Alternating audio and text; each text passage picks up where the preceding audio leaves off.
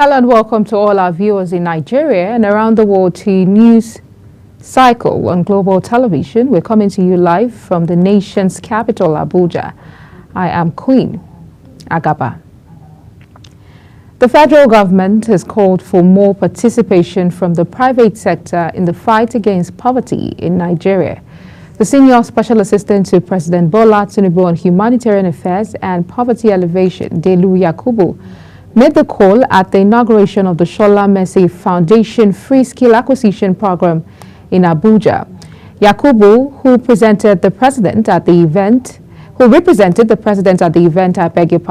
the private sector to join forces with the federal government to tackle poverty and related issues.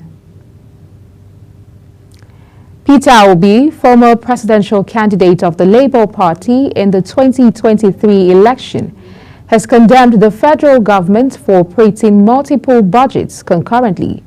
In a post on X on Saturday, Obi said this is a blatant disregard for fiscal responsibility, transparency, and accountability. Currently, the federal government is operating the 2023 budget, 2023 supplementary budget, and the 2024 budget. And on May 29, President Tinubu said the 2024 supplementary appropriation bill will soon be presented before the National Assembly. According to Obi, this action by the federal government is also a recipe for chaos, confusion, and catastrophe. The Minister of Environment, Balarabe Lawal, has directed the collection of water and food samples from endemic communities for analysis to isolate the cholera vibrio. The minister said the ministry was also collaborating with sister agencies to prevent further outbreak of the disease. Lawal spoke in a statement to mark the National Environmental Sanitation Day 2024. Represented by the Minister of State for Environment, Dr. Isiaq Salako, Lawal said the ministry has activated environmental health personnel across the 3 tiers of government to embark on environmental monitoring and surveillance of restaurants. A former governor of Bayelsa State, Senator Sarake Dixon, has lauded the efforts of Ekpemu Bolo Tampolo, founder of the federal government contracted private oil pipeline surveillance, in the fight against crude oil theft, as well as curbing environmental degradation in the region, thus restoring aquatic life to the Niger Delta waters. Dixon, however, stated that a lot still has to be done. The Bayelsa ex-governor made the remarks in Oporoza, the headquarters of Baramatu Kingdom in Delta State, during a courtesy visit to the kingdom to formally express solidarity with the kingdom, which he described as kinsmen. The Minister of Housing and Urban Development, Ahmed Dangiwa, said that the country's housing market has the potential to unlock a $1 trillion economy. Speaking during the groundbreaking ceremony for the 250 housing unit Renewed Hope Estate in Akwa Ibom, Dangiwa emphasized that the housing sector could catalyze a $1 trillion economy. The project, which is part of the Renewed Hope Cities and Estates program launched by the president, with a groundbreaking for 3,112 Renewed Hope City in Karsana, Abuja in February 2024, has further covered states like Kano, with 500 units Renewed Hope City, Katsina, Gombe, Yobe, and Sokoto each with a 250-unit Renewed Hope Estate in the first round of groundbreaking. The National Drug Law Enforcement Agency and the Association of Local Governments of Nigeria have agreed to collaborate in addressing the issues of substance abuse and illicit drug trafficking in communities nationwide. The chairman of the NDLEA, Brigadier General Mohammed Buba Marwa, retired, stated that the partnership was necessary as drug abuse and trafficking are more prevalent in local communities. According to a statement today by the NDLEA spokesperson, Femi Babafemi, said Marwa also urged local government chairmen to ensure that people at the grassroots are well sensitized about the dangers of abusing illicit drugs and also provide help for those already indulging in the unhealthy habit. The Federal Road Safety Corps says it will henceforth revoke the driver's licenses of recalcitrant drivers. Court Marshal Shehu Mohammed made this known in Abuja while addressing newsmen on the outcome of the 2024 Eid al-Kabir Special Patrol Operations. He said that the Corps had realized more than ever before the increasing need for collective participation and collaboration of all stakeholders. Mohammed also said the Corps leveraged this as a necessary variable tool that would help in achieving the mileage recorded within the periods under consideration. Nigerians have demanded greater transparency and accountability from government regarding its spending priorities. This is in response to the alleged plan of the Senate to approve purchase jets for President Bola Tinubu and Vice President Kashim Shettima. Global Television brings you details. The plan to acquire a presidential private jet for President Tinubu has elicited widespread public debate, with the majority of Nigerians expressing disapproval due to the prevailing economic hardships. They are sort of representing themselves and not the masses again, as they were elected, and they were primarily elected to represent the masses. They are not. They are representing themselves. Me, as I stand like this, as a father, you have a father that says, okay, father, can't take care of this country, can't take care of those people, and they work with those people.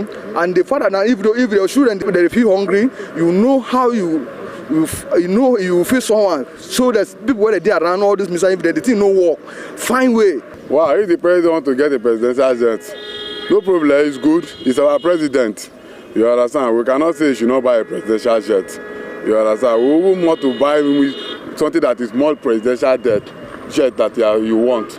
But if the president has a jet and it's available, which is more than one or two, and you want to buy a new one, it's not a big thing. We can sell those others one. We will sell those other one. You understand? We'll combine the money and buy the new current one for him. You understand? So that we will reduce the cost of the new one. They can't tell me the past president jet has been abandoned just because it's on his own tenure now. He had to get a new jet. So it doesn't work like that. We have so lot issues in this country already that we are facing. That they should just pity the nation and the hustlers. I don't cast the politicians as hustlers. They are not hustling. We the mere ground floors we are the one hustling for them. Nigerians have called on the government to justify the necessity of the jet purchase and to demonstrate how it will be beneficial to the country. Queen Agaba reporting for Global Television. The Independent National Electoral Commission, INEC, has asked political parties and other stakeholders to keep in mind of the provisions of the Electoral Act 2022 as amended with respect to the tenure of area council chairmen in the Federal Capital Territory. He therefore reminded them that the tenure of office of all elected chairmen and councillors in the 6 area councils of the territory will come to an end in June 2026. Edike Michael was there for Global Television. INEC Chairman Professor Mahmood Yakubu, while addressing some national and federal capital territory members of the Inter-Party Advisory Council (IPAC), said, by the provision of the law, the tenure of office of every elected official begins the day such a person takes the oath of office. For the avoidance of doubt, tenure is not defined by the date of election, but the date of the oath of office for executive elections or the date of inauguration for legislative houses. For the executive, the tenure belongs to the elected individual, while for legislators, the tenure belongs to the legislature. Yakubu further appealed to all prospective contestants for the positions of chairmen and councillors in the FCT to be guided by the provisions of the law and judicial pronouncement on the issue of tenure. May I therefore appeal to all persons with ambition to contest for the positions of chairmen and councillors in the FCT to be guided by the provisions of the law and judicial pronouncement on the issue of tenure.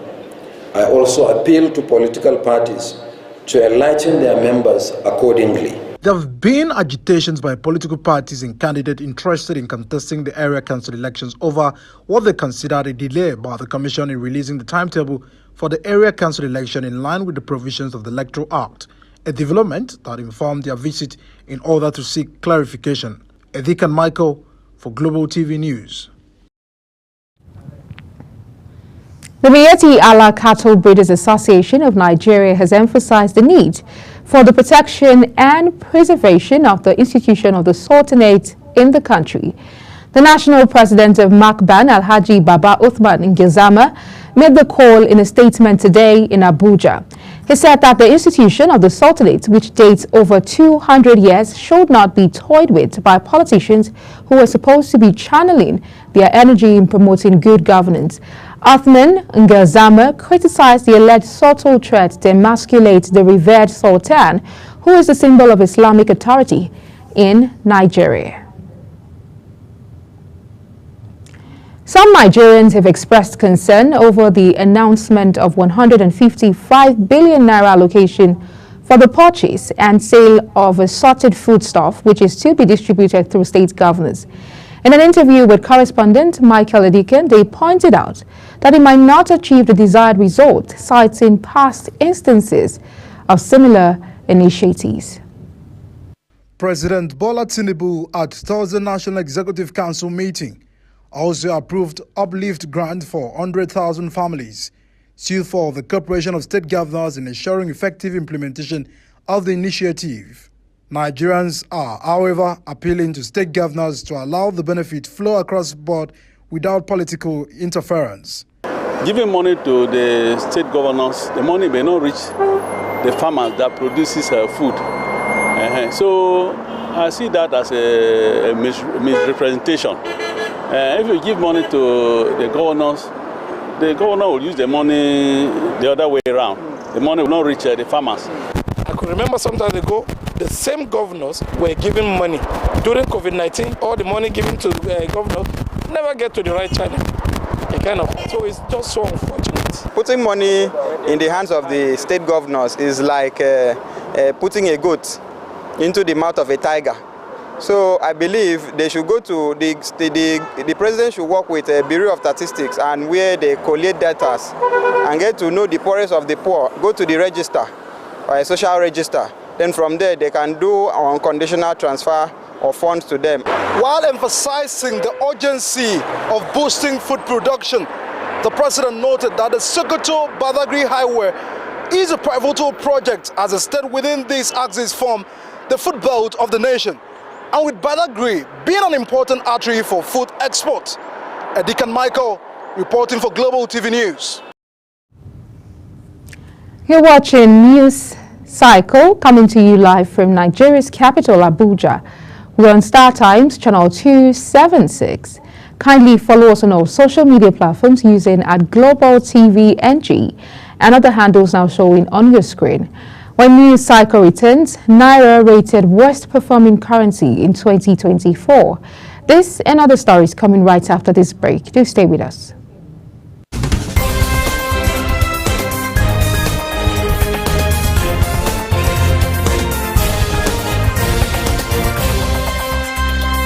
Welcome to Bayes University, Abuja, Nigeria, with a legacy of excellence and a vision for nurturing future leaders.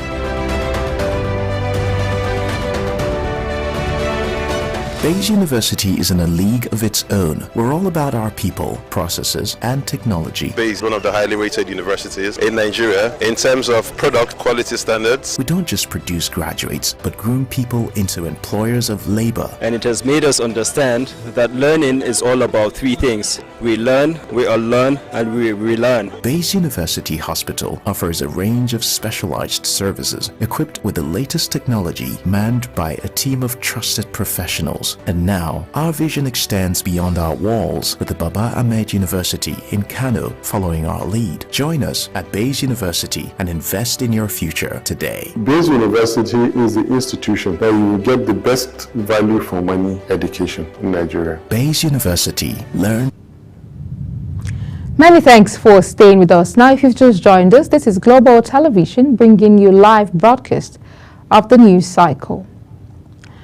On the foreign scene, the United Nations says they discovered 5 bombs in a wall of Mosul's iconic Al-Nouri Mosque planted years ago by the Islamic State group during restoration work in the northern Iraqi city.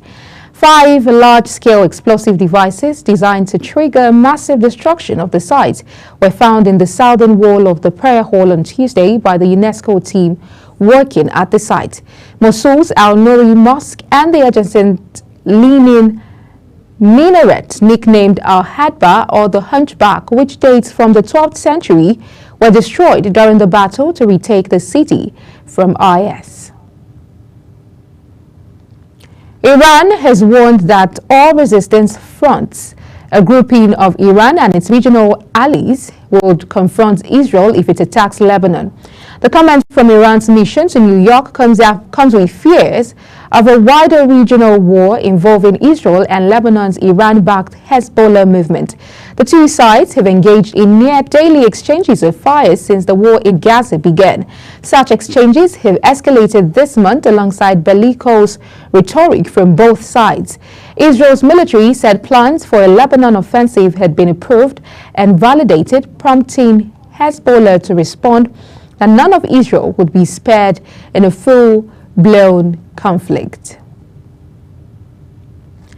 In business, the Naira has emerged as the worst performing currency in the world in the first half of 2024, according to a report by Bloomberg. Devaluation, insufficient dollar liquidity and market volatility have hindered efforts by the Central Bank of Nigeria to strengthen the currency. Besides the Naira, Egypt's pound and Ghana's cedi were the world's other worst performers in the first 6 months of the year. Tracking data from FMDQ Bloomberg said that the Naira weakened for a 9th straight day to 1,510 per dollar. In sports, Colombia marched into quarterfinals of the Copa America with a confident 3-0 victory over Costa Rica in Arizona. Goals from Luis Diaz, Davinson Sanchez and Jean Cordoba sealed all 3 points for the Colombians, who are now guaranteed the top 2 finish in Group D.